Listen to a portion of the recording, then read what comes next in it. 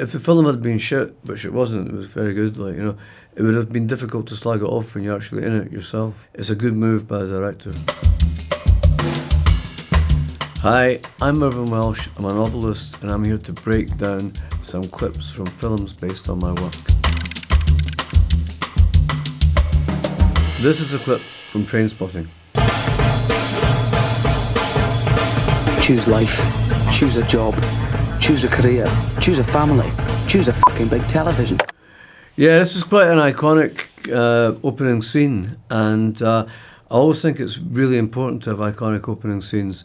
I was a big fan of the film Saturday Night Fever. He had this fantastic scene with John Travolta, and all he was doing was just walking down a street in New York, swinging a tin of paint to the Bee Gees' Staying Alive. It just told you everything about that character, and this tells you everything about these guys, basically. This kind of running down Princess Street, so on the rob. It made this kind of pretty nondescript area of Edinburgh one of the most photographed, basically, so yeah.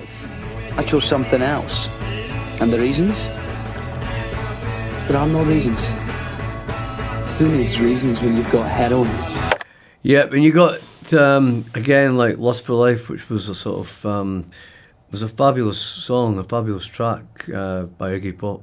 I was so delighted when they included that in the film because I was a massive Iggy Pop fan, and I referenced the song in the book.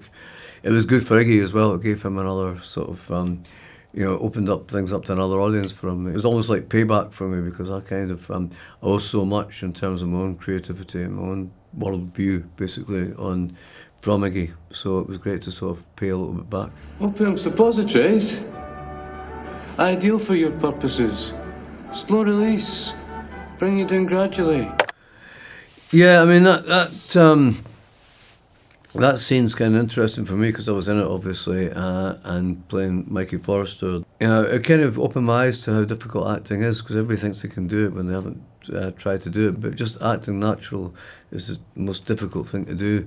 And this was shot on film, and I kind of burned a ridiculous amount of film stock just trying to get that right. If the film had been shit, which it wasn't, it was very good, like, you know, it would have been difficult to slag it off when you're actually in it yourself. It's a good move by the director.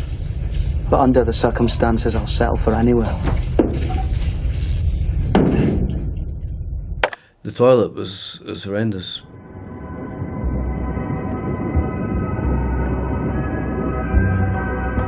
I was in Glasgow at the Wills factory when they were filming that scene. Glasgow, surprisingly, was the hottest place in Europe that day. It was 100 degrees. The temperature just soared, and everybody envied him going into this tank of cold water, basically, because it was so hot.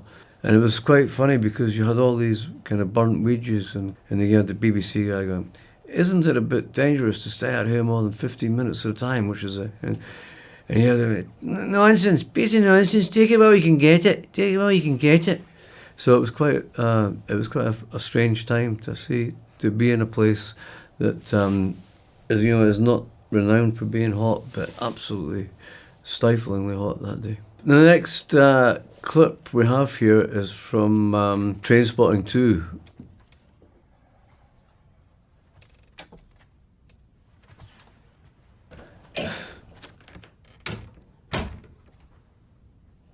It was a great recreation of that scene, basically of that room from the original Trainspotting film, and how they managed to find all that shit again, I don't know, but they did so well with it.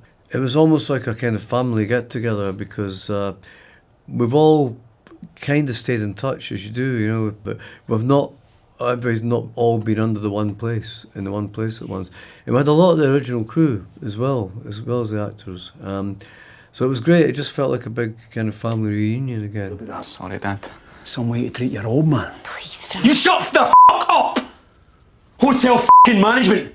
You put him up to this. Dad, it's not like that. Shut the Bobby, kind of explosive as Begbie, it's just such a, he's the one that they all talk about, the character they all talk about. He made the character his own, but I didn't actually see him as that character. I saw him as a bigger guy, more physically imposing guy, but small nutters are always most dangerous, basically, in Scotland. I mean, originally we tried to, I think we were talking to Chris Eccleston about playing playing that character. I don't know what happened, whether Chris didn't fancy it or whether he would have been very good actually. And now we go on to the Acid House, which was kind of came out after Trainspotting.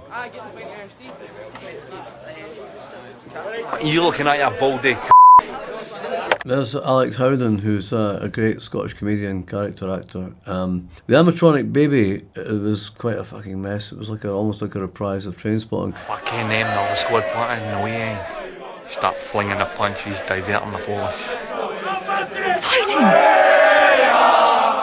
Yeah, we got some of the boys involved and all that, but they didn't like, the people said, oh, can you wear a scarf, can you, to show, and they never do that kind of thing, they're casuals for a reason. So that was quite strange for them, but they were great sports, they just f***ing mucked in like. This is Ecstasy, and it's the church scene. The only reason I'm allowing this dance is because we need the financial support. Things will not get out of hand, understood? You'll get your money at the end of the gig, Father, I promise you that, eh? Hypocrite! You've no spirituality! The only medium between God and man is ecstasy! Yeah, well, that was a great performance by Billy Boyd. Ecstasy was kind of, it didn't get the best reception. We lost half the money, basically, and Rob Hayden the director, decided to gamely carry on. And I kind of think that, the film suffered a bit because for that lack of money, and it became the marketing kind of people, the producers decided that the way it was going to be cut was to be a sort of a sub-Trainspotting kind of pastiche, basically, like a sort of, and I think the film suffered from that because it did have its own original sort of voice. But Ecstasy it was a great stab, and it was fun. Right, moving on to Filth. This nation brought the world television, the steam engine, golf, whiskey, penicillin, and of course, the deep-fried Mars bar. It is great being Scottish.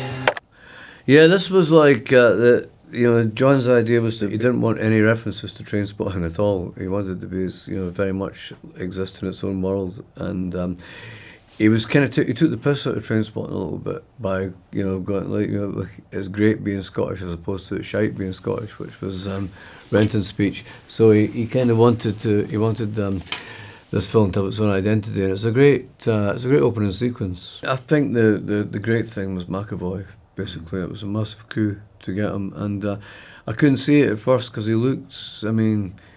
James McCavoy looks very young. He doesn't look like a 40-year-old divorced cop. And when I went to meet him, I left him with John, and I went upstairs and I said to my wife, I said, that's never going to work. He just looks too young and pristine. And by the time I went back down, half an hour later, he had just aged. He just looked really nasty and seedy and sleazy, and he was just, I thought, fucking hell, I've not even got this guy into costume and makeup yet. He's just phenomenal. So he just became the character in front of our eyes, basically. And John was really excited and blown away. So yeah, it was fabulous casting as Bruce Robertson. Final clip is Crime.